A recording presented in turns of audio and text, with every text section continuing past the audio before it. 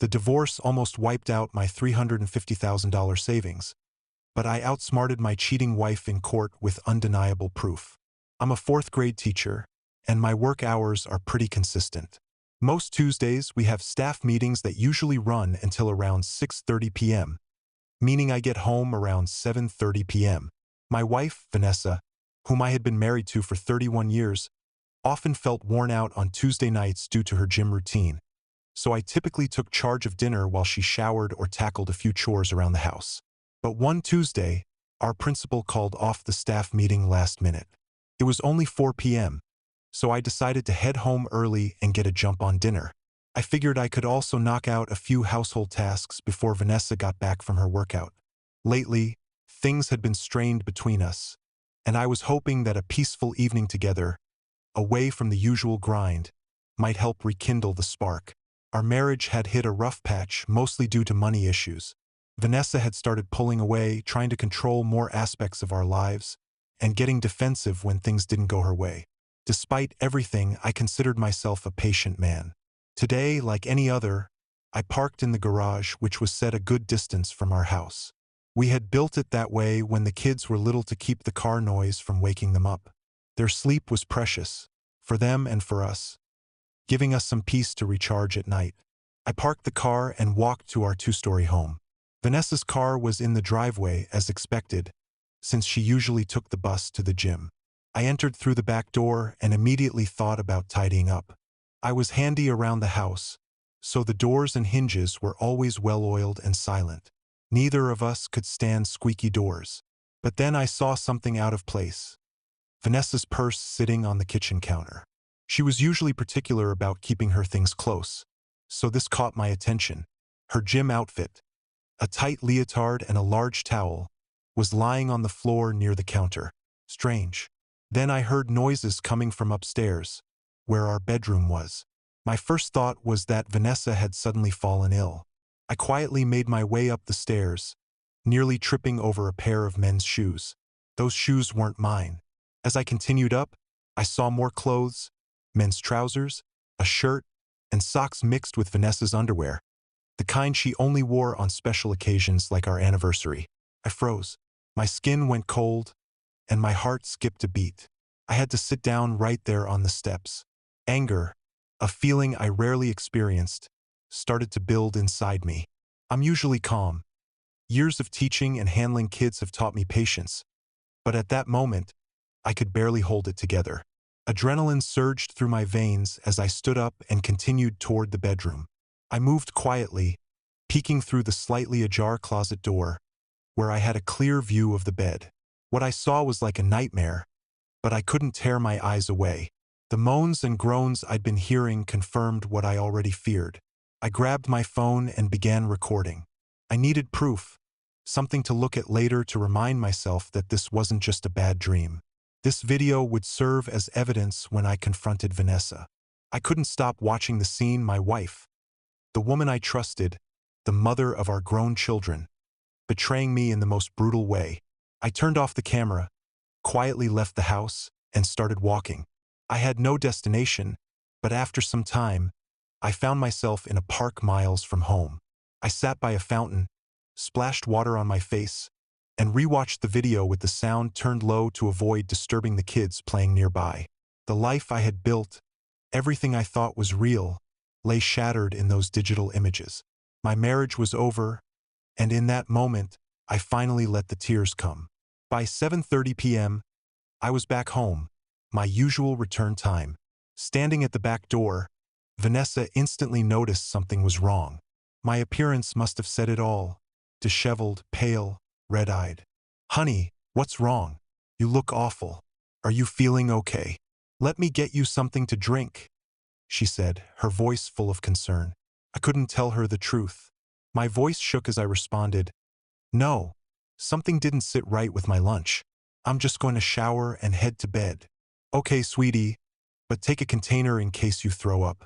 Don't want to ruin the clean sheets," she replied. The sheets that weren't just clean, they were tainted with betrayal. "I'll sleep in the guest room tonight until I feel better," I said more firmly, heading downstairs to the guest room without waiting for a response.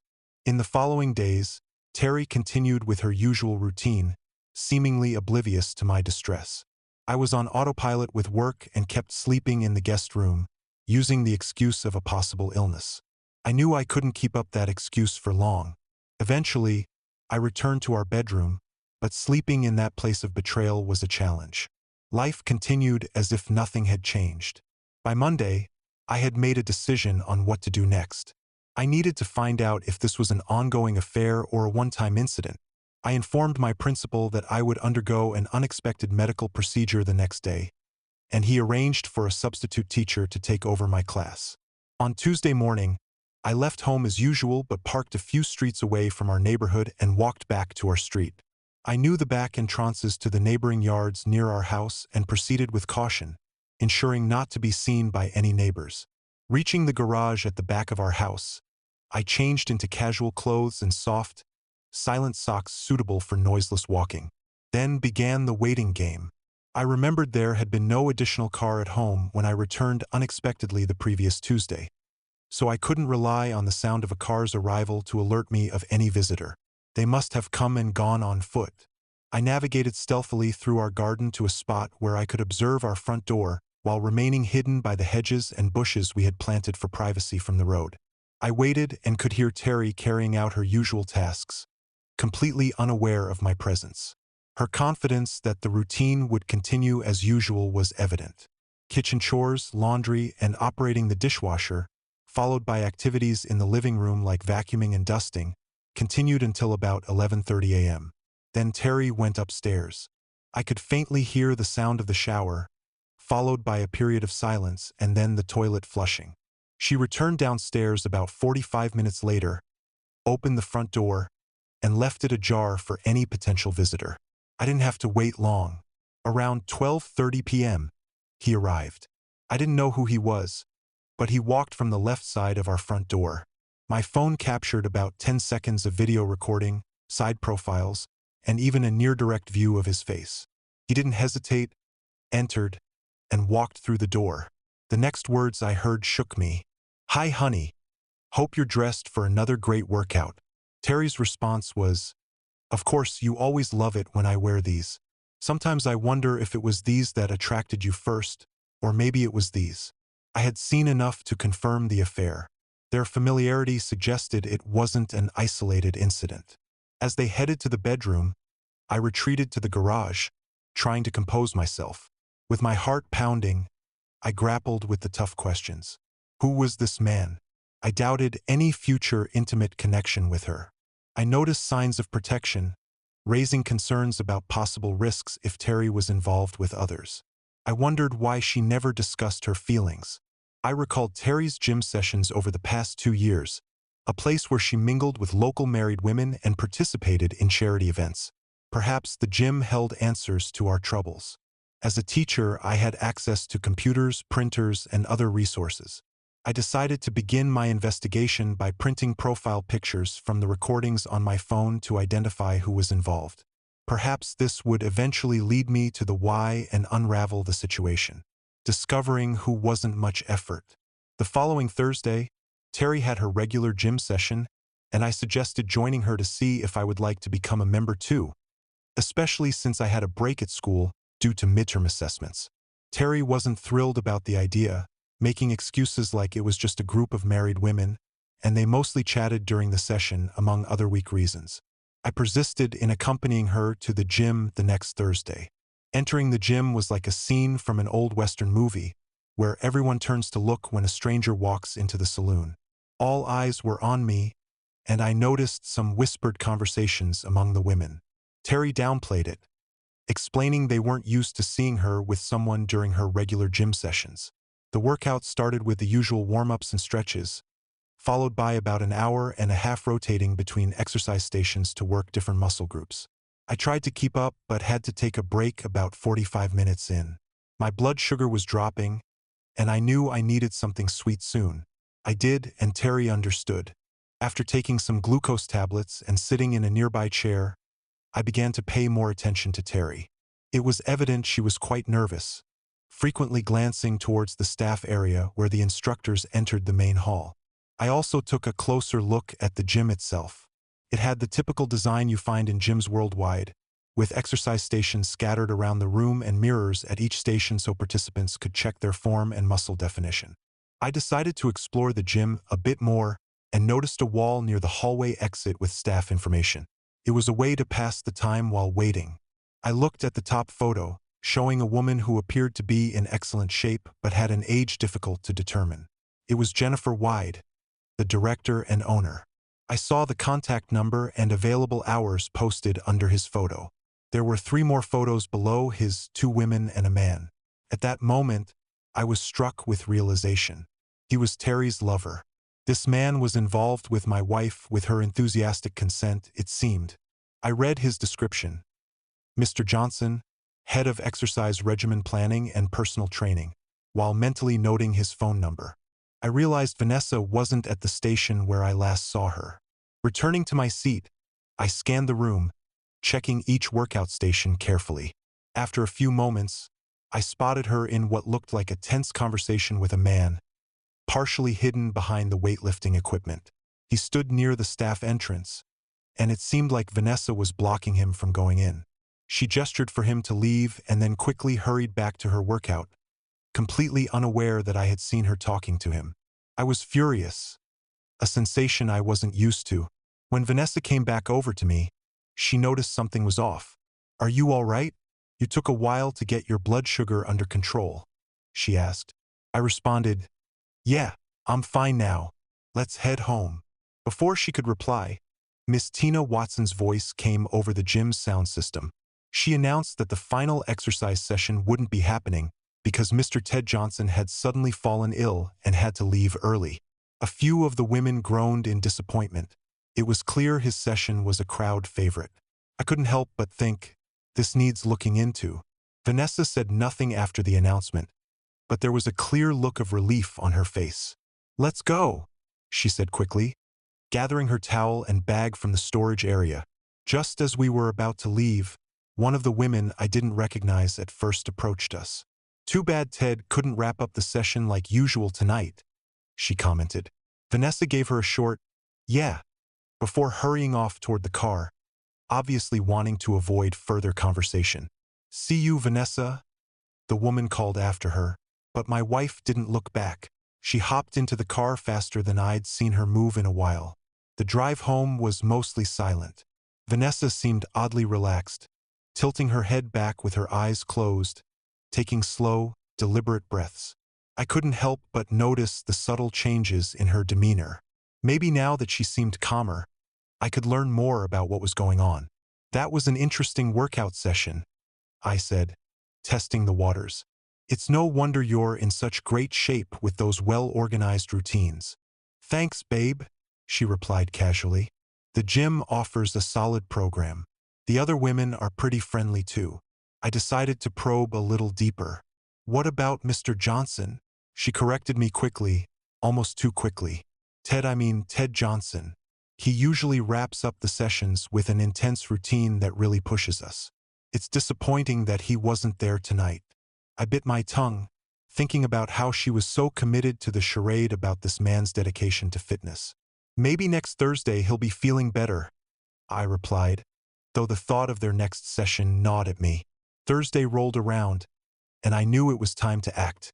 During the school week, I had been assigned to supervise the pickup line, where teachers make sure the kids safely get to their parents' cars. It's always a chaotic time, with kids excitedly trying to spot their parents and parents inching forward in a line of cars, hoping their kids are ready when they reach the front. Toward the end of the pickup, a car pulled up, and I recognized the driver as the woman who had tried to talk to Vanessa at the gym. "Hi," she greeted me with a smile.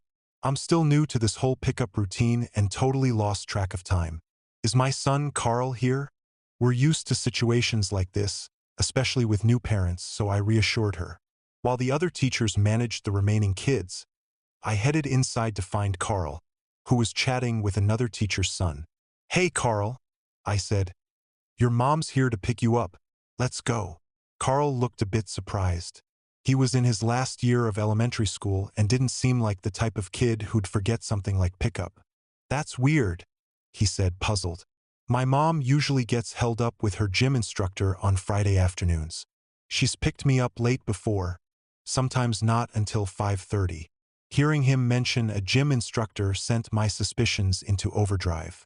Keeping my voice steady, I tried to continue the conversation casually. "Oh, it's great your mom stays active. Exercise is really important. Do you know the name of her instructor by any chance?" I hoped, more than anything, that his answer wouldn't confirm what I was already dreading. "Oh, his name is Johnson or something like that," Carl replied casually. "He works at a local gym and also does private lessons at people's homes. That's what I want to do when I grow up."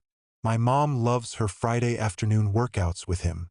She always seems so relaxed and happy when we get home. It's great. We usually get takeout on Fridays because mom doesn't have time to cook after her session. I thought this can't be real. It seemed like Mr. Johnson had his hands in more lives than just mine. After escorting Carl to his car, where his mother waited, she thanked me for my help. "No problem at all," I said with a smile. "It's part of the job. By the way, I don't think we've met before. I'm Ryan Dean, but the kids call me Mr. Dean." "Nice to meet you," she said, shaking my hand. "I'm Mary Harris. I remember seeing you at the gym last Thursday." "Yeah," I replied. "I was there with my wife, Vanessa." Her demeanor changed instantly.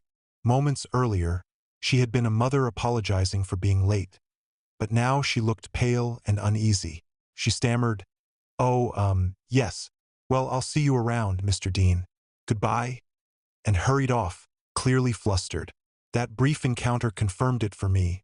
This Mr. Johnson was a problem far bigger than I originally thought. My future, once imagined with Vanessa, was starting to look bleak. It was time to take control, and revenge became my driving force. I began meticulously organizing all the critical details of our shared life: bills, accounts, insurance information, and everything else that often goes unnoticed in a marriage. My research revealed that we had nearly paid off our mortgage, and my retirement account had grown impressively to about $350,000 thanks to the teachers' union. Mandatory contributions were a safety net I hadn't fully appreciated until now. As I dug deeper into our finances, it became clear that we'd have to split everything equally if it came to that.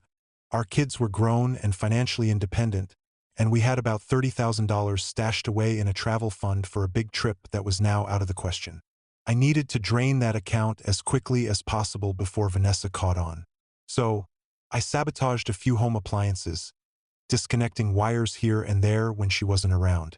Then, I'd claim a repairman had come by and charged a certain amount, always in cash, of course. I would pocket the money and fix the appliance myself later. Over time, I managed to save up around $20,000 this way. I also bought various tools and gadgets, paying in cash, then returning them for refunds after showing them to Vanessa as new purchases. It was deceitful, yes, but any semblance of honesty had long vanished from our relationship, thanks to her betrayal. I was becoming someone I never imagined, a liar. Vanessa continued her Thursday sessions with Johnson, and I stopped trying to engage in any sort of intimacy with her. We coexisted as housemates, nothing more. Slowly, I packed my personal belongings into boxes and stored them in the garage. Vanessa rarely went in there, so she didn't notice the gradual disappearance of my things. When she did ask about a few missing items, I brushed it off, saying I either broke them or didn't need them anymore. She accepted the explanation without much concern. As I moved more of my stuff into the garage, I realized how much of my life had been influenced by her choices. Everything from the decor to the color schemes. I had allowed myself to fade into the background, but that was ending. I withdrew as much as I could from my retirement fund and bought a small house on the edge of town. It was modest, just 2 bedrooms with a small yard and a garage, but it was close to my job, and I could comfortably afford the mortgage payments even on half my salary. It wasn't anything fancy, but it was mine, and I preferred it that way. You'd be surprised what kind of deals you can find when you're not chasing the latest trends. With my plan in motion, I continued to quietly move my things into the new house. Furniture wasn't an issue.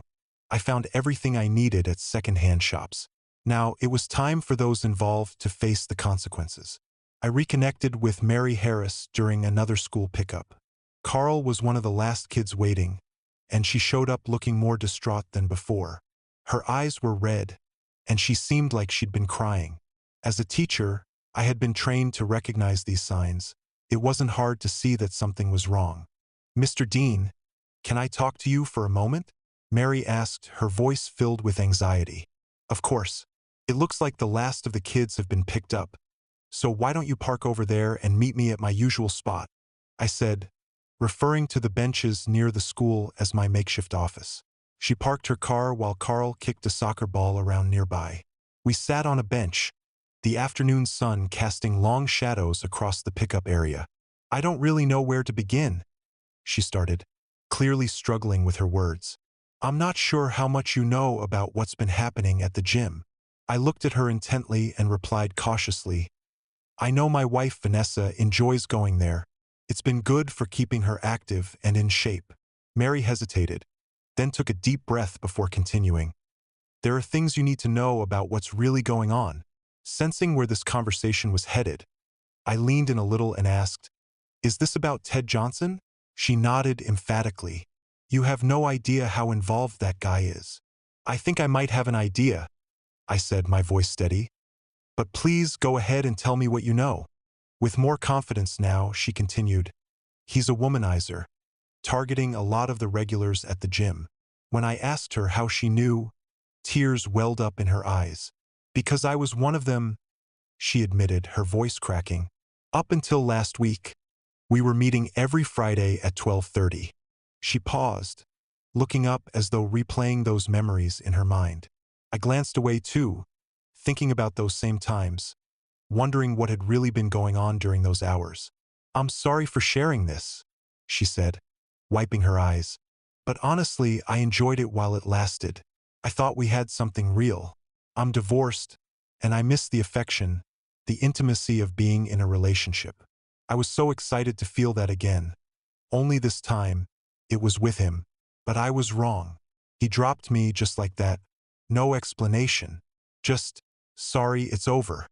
And then, I found out he'd replaced me with someone else." I was stunned by her openness. How could she think it was appropriate to unload all this on me, of all people? She must have been hurting. I tried to offer some kind of response, but it came out too quickly, too bluntly. "Marriage doesn't always live up to what people expect." She studied my face for a moment, then her expression changed. She could see the pain in my eyes, the bitterness I had been trying to mask. "You already know, don't you?" she asked, shaking her head in disbelief. "You already know he's been with Vanessa." I sighed. "Yes, I do, Mary. Thank you for telling me, though," I said, trying to keep the edge out of my voice. "I've already put some things in motion to deal with it." She nodded, her tone shifting to one of fierce determination. "I believe in karma," she said firmly. "He'll get what's coming to him. That guy's been getting away with this for too long. He doesn't care who he hurts, as long as he gets what he wants. If you ever want my help in taking him down, just say the word. He deserves to pay for what he's done." She called for Carl and they left. I sat there for a while, lost in my own thoughts. Mary's confession had lifted a weight off my shoulders, but at the same time, it made my plan for revenge feel petty, like it was born out of my frustration and failure to save my marriage. I realized that if I was going to go through with it, I needed more solid evidence. How many other women had fallen into his trap? It was time to find out. I did some digging and found out that Johnson worked at the gym every day except Monday, when the place was closed. Using an old-school method, I traced the phone number posted at the gym to an address just a few blocks from my house. Suddenly, everything made sense. That's how he could so easily slip over to meet Vanessa, walking the short distance to carry on their affair. I told Vanessa that I was going to start taking evening walks around 5:30 p.m., saying it was doctor's orders to improve my health. Luckily, she had no interest in joining me, and I knew my walks wouldn't interfere with her time with him. During my first evening walk, I went straight to Johnson's address. It was a small ground-floor apartment, nestled among similar units. His car wasn't parked outside, so I waited nearby, trying to stay out of sight. Based on the timing, I figured he'd return around 6 p.m., right after leaving our house. Sure enough, at exactly 6 o'clock, I saw him stroll up and enter his apartment. I repeated this routine for several days, each time confirming the same pattern. He would leave Vanessa's place and return to his apartment just before 6. The only day this routine was broken was when I had my staff meeting, which made me wonder how many women he juggled on a regular basis, each one likely following a similar schedule. I decided it was time to dig deeper, starting my walks earlier to monitor Johnson's movements throughout the day. To do this effectively, I took a full week off from school.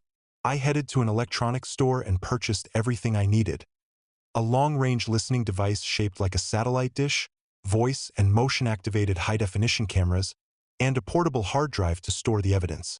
On Monday, after buying the equipment, I installed the first camera in Johnson's apartment. His place wasn't large, just a one-bedroom unit with a living area and kitchen. One camera covered most of it, though I also placed one in his bedroom. Getting in was almost laughably easy. He left his key under the doormat like a bad movie cliché. Once I confirmed the cameras were working, I left. Now, whenever he made a sound or moved inside his apartment, the camera would activate, recording both video and audio. The footage streamed live to my computer, where it was saved with timestamps. The first night, the camera captured him eating takeout in front of the TV before heading to bed around 9 p.m. The plan was in motion. On Tuesday, I slipped into the gym after hours. The back door, as I suspected, was often overlooked during closing checks. Inside, I placed another camera in the private room where Ted frequently conducted personal health assessments with clients. As I installed the equipment, I caught myself thinking, who am I becoming? Installing cameras, spying on people, it was a far cry from who I once was. But there was no turning back now. On Wednesday, while Vanessa was out shopping, I discreetly placed cameras in our bedroom and the living room. Reviewing the footage from the previous day, I wasn't surprised by what I saw. Ted left his apartment early, only to return with breakfast in hand. I couldn't help but think, this guy's too lazy to even make his own breakfast. He stayed in his apartment until the gym opened and left at around 10:30 a.m. During that time, he made an interesting phone call. "Hey Julie, it's Ted. You already left? Okay. See you at 12:30 at your place. Don't forget to bring what I asked for." "Yeah, I'll be careful. No one will see me come in. You said he's out of town for 3 days? Perfect. I can come Thursday and Friday too. We'll talk later." After the call, he practically skipped out of the house, looking far too pleased with himself. I couldn't wait to see how he planned to explain all this to Vanessa. On Thursday, I set up my makeshift command center in the garage, waiting to see what the cameras would capture. Sure enough, Johnson's feed came through. He woke up, went out for breakfast again, and made a call, this time to Vanessa. I could hear everything. "Hey, it's Ted. How's my favorite girl feeling today?" Vanessa's voice came through the feed, wary but affectionate. "Ted, don't talk like that on the phone. You never know who might be listening. My husband's at work, so we're still on for 12:30. Meanwhile, Mary had been more than willing to help me compile a list of other women Ted had been involved with. Within a week, she handed me names and addresses. To my dismay, Vanessa's name was right there on the list, alongside several others. By this point, I had emotionally checked out of our home. It no longer held any value for me. Vanessa even mentioned how the house felt emptier lately, and I simply told her I'd been clearing out my belongings. She didn't question it, as it didn't affect her things and gave her more space. I quietly moved the rest of my stuff to my new house, leaving behind only what was necessary to keep up appearances. I consulted with a divorce attorney, and we had the papers ready. Financially, I had already made my moves. Our vacation savings were drained into my personal account. I kept meticulous records of every fake repair and expense, all neatly organized in case they were needed as evidence. I updated the beneficiaries of my retirement account to our children and withdrew as much as I could. New bank accounts, new credit cards, new insurance policies, all in my name. The car was fully transferred to her, and I made sure to deactivate my old phone, replacing it with a new one registered solely to me. Then, I compiled detailed packets for the husbands and partners of the women on Mary's list. Each packet included dates, locations, and all the evidence they needed to know about Johnson's involvement with their spouses. I also included the address of the local sexual health clinic, just in case. I sent a letter to the gym's owner, advising them it might be a good time to have a serious conversation with their head instructor. On the kitchen table, I left the divorce papers, along with photos printed from the surveillance footage of Ted and Vanessa together. I also left DVDs of their encounters, along with my wedding ring, cut in half and covered in something unpleasant. A note was attached. Vanessa, this ring symbolizes the mess our marriage has become. Don't contact me unless it's through the attorney listed in the divorce papers. I've asked the school to restrict your access, so don't try contacting me there. Any disturbance could lead to police involvement. I also informed our children, making sure they understood why this breakup was happening. I drove to my new house and waited for the inevitable fallout. Sure enough, local newspapers soon reported a scandal involving a nearby gym. The gym owner had to close down the business and leave town. As for Johnson, he was found beaten in an alley, likely by an angry group of husbands. Divorce petitions flooded the court, and several homes went up for sale. When Vanessa came home and saw my parting gifts, she fainted on the spot. A neighbor heard her scream and called emergency services. Vanessa tried to contact me afterward, but I was unreachable. She even went to the school only to be arrested for causing a scene. After that, her attempts to reach me dwindled. Our children were blunt in their judgment, condemning her blatant infidelity. Fortunately, they inherited their sense of ethics from me, not Vanessa. The divorce was finalized without much trouble, and she had to sell the house, using the proceeds to buy a smaller one on the outskirts of town. She now lives alone, haunted by her reputation as one of the infamous gym women. Every time she goes into town, she faces whispers and judgment.